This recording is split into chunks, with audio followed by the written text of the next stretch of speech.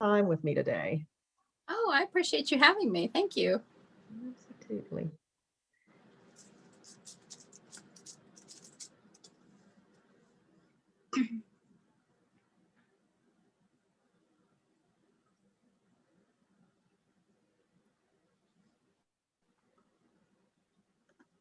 All right.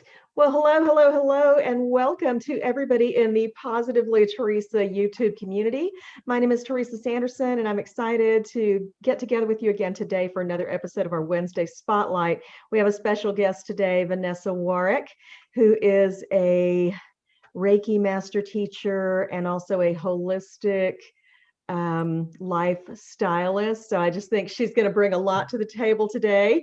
You can see I was doing a disc scan there, trying to remember the words.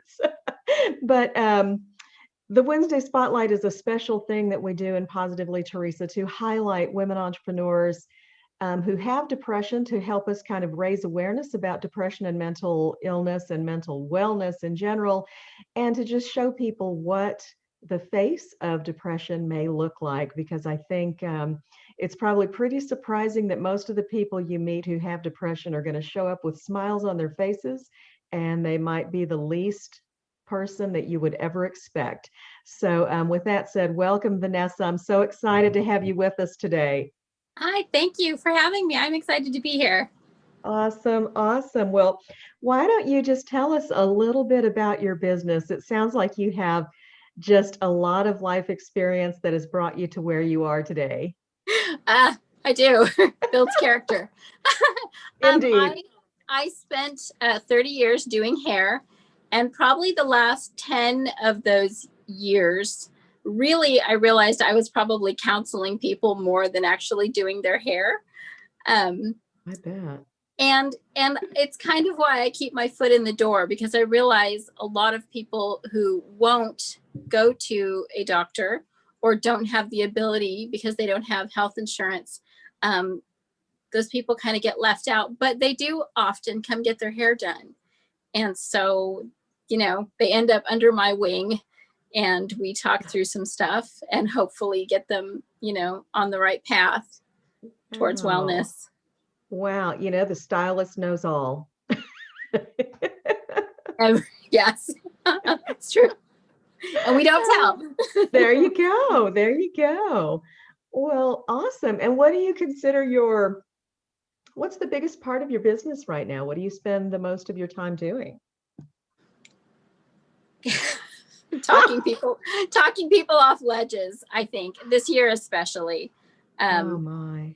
I, and now I'm finding that people are reaching out to me that I've never met before. It's not even like someone just ending up in my chair or regular clients. It's people that find me on the internet, and end Wow. up inboxing me, and we talked through some pretty heavy stuff. So it's very strange, but it's very, it's just happening. So I just let it happen. If I'm the only person Yeah. that they connect with, then it's me. I'm the connection to hopefully get them to the next step of healing. Well, I think this just sounds fantastic. It sounds like you just really allow yourself to be led, where you feel like you can serve people at the highest possible level, and you just kind of go with the flow. Flying by the seat of my pants. That is the world of entrepreneurship, though, isn't it? It is. Yes, it is. You got to have a sense of Okay. humor.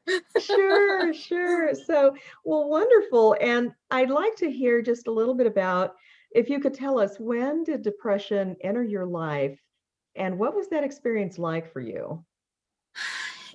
My earliest memory, I'm going to say I was probably in first grade. So is that about 6 years old? Uh-huh. Uh, and I just would be overwhelmed with grief. And my mom would be so frustrated with me, like, why are you crying? And she's that old school, do you want me to give you something to cry about? And, and so, no, I didn't want her to give me something to cry about. And I really had no idea why I was crying. I just was like in the pits of despair as a 6-year-old. So, Oh my. That's the earliest I can remember. Okay. And so when then did it get diagnosed? How long did that take? Because I can just imagine it's very hard for a 6-year-old.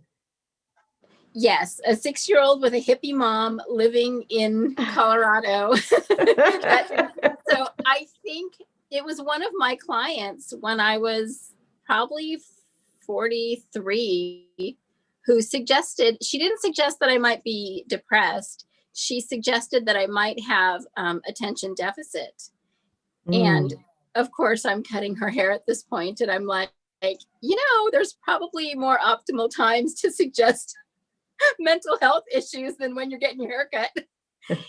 But I loved her. You have to consider the source. And so I went in for an assessment, and they just said, yes, you definitely have ADHD. And as an adult woman, especially, that is almost always comorbid with depression. So oh my goodness. that's so, wow. Yeah. Okay. So that, I don't know, I can't imagine going from 6 to 43, and there might have been some really difficult or challenging times in there for you emotionally, I'm sure. Oh yes, of course. We've all walked that road, I think. Yeah. Golly. Well, thank you for sharing that. Now, one of the things that happens to most of us as we go through depression is we kind of learn different strategies of how to take care of ourselves and things that we do to keep ourselves above the wellness line, so to speak. What are some of those things that you do on a regular basis that help you take care of yourself and be sure that you are filling your own cup? I think most recently, so maybe in the last, five or so years, understanding that nutritional deficiencies and sometimes mineral deficiencies really can either enhance or mimic other disorders. So I, when I'm feeling a little kooky or sad, or like I'm heading down that rabbit hole, I make sure that I'm, taking my vitamins and getting my water. I go outside, and this, of course, sounds like woo-woo kookiness, but I promise you it helps. And I take my shoes off and I just stand on the ground, on grass, or and I just try to appreciate that. During COVID, because I really ended up in a dark place for a while, I just found myself sitting on the porch staring at nothing. And it was like it was a bird or something small caught my attention. And I realized they're just working for the day. That bird is just trying to get through the day. And then I saw it go back to its nest, and it's just doing what it needs to do for today. And I'm like, that's it. I'm just doing what I need to do for today. And so sometimes, it's the day, sometimes it's the hour. For some folks, you get to where if I can get through the next 5 minutes, I love that. And I think, nature as a whole is just so good for us to experience. And it's a very sensory thing, so I love the idea of going out in bare feet and, really connecting with the earth, because I think nature is just so beautiful. And when you think about it, like you said, just going, doing what needs to be done today or what needs to be done this hour, flowers bloom for no reason. We have all of this beauty out there that just happens. And yet we fret over every detail sometimes of our own lives. And when you just look at nature, it's like, it just happens. It does. It does. Yeah. There's a line, I don't know if you've ever seen the movie The Color Purple, but when she's talking about how she believes God gets pissed off when you walk past a purple flower and don't take a moment to, just be awestruck that happens in nature by itself. Yeah, exactly. I love that. Now, tell me, what would you say is something positive that has come out of your experience, your personal experience with depression? That I recognize it in others who may be standing there in front of me smiling and trying to prop up everybody else. And I can see right through it. And I can say, hey, girl, come here. Sit down for a second. Isn't that wow? I just love that. I think that is so profound because, like you say, it is easier to see once you've had it, Yeah. or at least, yeah. So I just love that. I love that. And so no doubt you're touching many, many lives because it sounds like people are seeking out your your space to be with you and connect with you. It gets a little weird sometimes, but yeah. I just figured that's my brand is weird. So